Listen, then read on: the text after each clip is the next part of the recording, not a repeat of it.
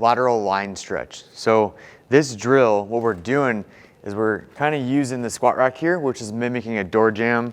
This works really well at a door jamb, in a door jamb at home if you don't have a squat rack, is we're trying to elongate all the tissues on one side of our body to kind of create like a C curve when we're in that bottom position. So talking about the setup and being aware of where your feet are oriented to the anchor point, meaning like the door jamb or the squat rack post, is going to change the intensity of the stretch. So if I am directly under the door jamb, and if I'm trying to stretch my right side as I come at the camera here, the further I come across on the inside, I don't have to drive as much of a stretch. So it's least aggressive.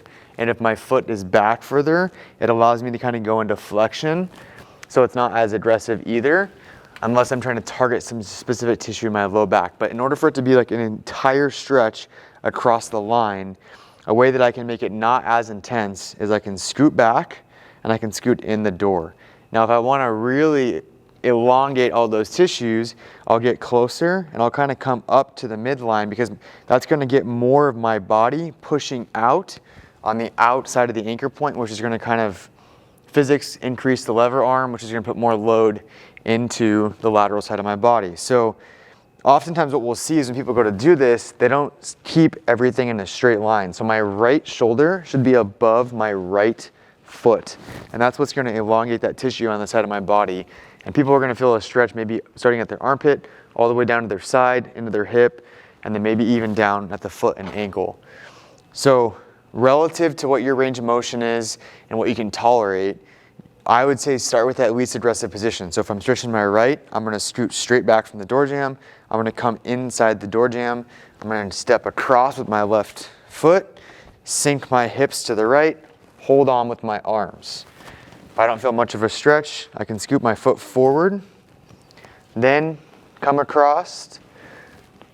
If that's no big deal, then I scoot my foot out. Do your best not to progress two things at once, because then you're not going to know if it's too much or if it's not enough. So either go forward first or go out first. Don't do both of those at the exact same time.